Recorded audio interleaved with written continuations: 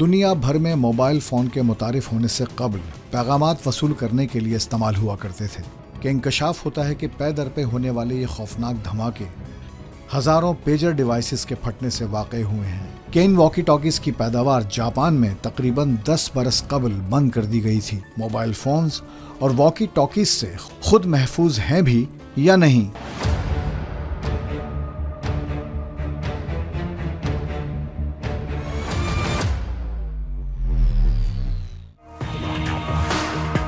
یہ 17 ستمبر 2024 کی سپہر کا واقعہ ہے۔ لبنان کا شہر بیروت دیکھتے ہی دیکھتے پے در پے ہونے والے دھماکوں سے لرز اٹھا۔ پھر بیروت اور جنوبی لبنان میں بیکھا ویلی سمیت بہت سے مقامات پر ہر جانب زخمیوں کی چیخ و پکار سنائی دے رہی تھی۔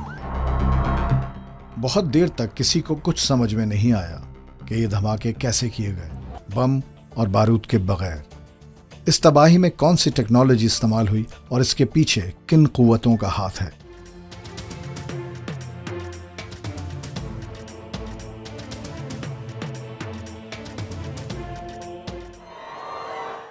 دھماکوں کے فوراً بعد ہر طرف بھگدڑ مچی ہوئی تھی۔ ایمبولینسز کا شور سنائی دے رہا تھا۔ ہر اسپتال زخمیوں، ان کے چاہنے والوں اور رضاکاروں سے بھرا ہوا تھا۔ کہا جاتا ہے کہ ان دھماکوں میں لگ بھگ 3000 افراد زخمی ہوئے اور ان میں سے کئی جان کی بازی ہار گئے۔ زیادہ دیر نہیں گزری تھی کہ انکشاف ہوتا ہے کہ پے در پے ہونے والے یہ خوفناک دھماکے ہزاروں پیجر ڈیوائسز کے پھٹنے سے واقع ہوئے ہیں۔ اسرائیل نے پہلے اپنے دشمنوں کو جانا، پہچانا اور پھر ان تک یہ بم بھرے پیجرز پہنچائے۔ انہیں شاید یہ خطرہ پیدا ہوا کہ حزب اللہ جو ہے وہ بھی ان پہ کوئی بڑا اٹیک کرنے کی تیاری کر رہی ہے، تو اس سے پہلے انہوں نے اس لیٹسٹ ٹیکنالوجی کو استعمال کیا۔ جو مجھے اطلاعات ہیں، جو میں نے جو دیکھا ہے، سنا پڑا، اس میں مجھے نہیں لگتا کہ کوئی بہت بڑا ٹارگٹ وہ اچیو کر سکیں، لیکن یہ ضرور ایکسپوز ہو گیا ہے کہ اس طریقے سے بھی ڈیٹونیشن کے ذریعے یا اس طریقے سے بھی دشمن کو ٹارگٹ کیا جا سکتا ہے۔ پیجر دنیا بھر میں موبائل فون کے متعارف ہونے سے قبل پیغامات وصول کرنے کے لیے استعمال ہوا کرتے تھے۔ 1990 کی دہائی میں پیغام رسانی کا یہ آلہ پاکستان میں بھی استعمال ہوتا رہا ہے۔ لبنان کی سیاسی انتظامیہ سمیت کم و بیش پوری دنیا اس شش و پنج میں مبتلا تھی کہ اگر انسان ہر وقت ہاتھ میں موجود یا آس پاس رکھے ہوئے ایسے آلات سے بھی محفوظ نہیں تو دنیا کو یقیناً ایک نئے اور غیر معمولی خطرے کا سامنا ہے۔ کمیونیکیشن کے ذریعے تو آپ کچھ بھی کر سکتے ہیں، تو اب یہ ایک نئی چیز نکالی کہ پیجر، اب پیجر اتنے سائز کا ہوتا ہے، اس میں کون سا سائز پلوزیو تھا کہ اس نے لوگوں کی جان لے لی۔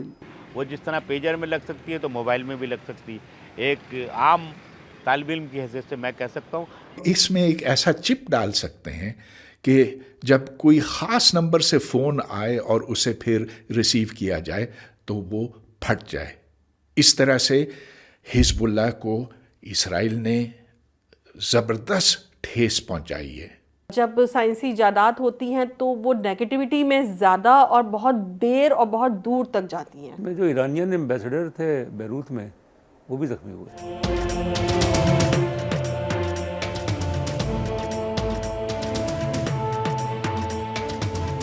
ان پراسرار دھماکوں نے دنیا کو ایک نئی تشویش میں مبتلا کر رکھا تھا کہ اگلے ہی دن یعنی 18 ستمبر 2024 کو اسی ملک میں ICV 82 ماڈل کے بہت سے واکی ٹاکیز بھی ایسے ہی دھماکوں سے پھٹ پڑے۔ کہا گیا ہے کہ ان واکی ٹاکیز پر کمپنی کا نام موجود تھا۔ کیا آپ کو معلوم ہے کہ پیجر کب اور کس کمپنی نے ایجاد کیا؟ جواب جانیے بریک کے بعد۔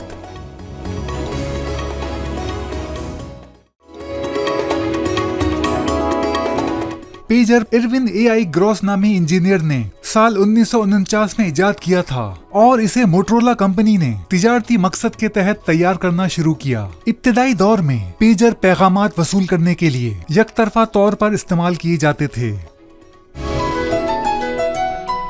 جانو اور جانتے رہو۔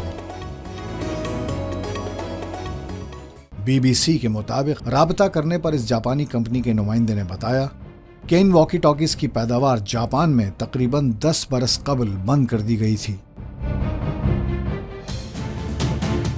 پیجر ڈیوائسز کے ذریعے ہونے والے ان تمام دھماکوں میں ایک بات ضرور مشترک تھی، وہ یہ کہ یہ تمام ڈیوائسز حزب اللہ گروپ کے ممبران کے زیر استعمال تھیں۔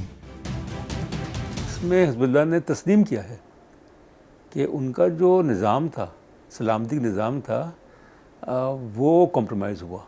ان کا ٹارگیٹ تو بہت بڑا تھا، کہ ان کا تو یہ خیال تھا کہ حزب اللہ کی ساری قیادت اور بہت سارے لوگ مارے جائیں گے تو یہ خود بخود ختم ہو جائے گی۔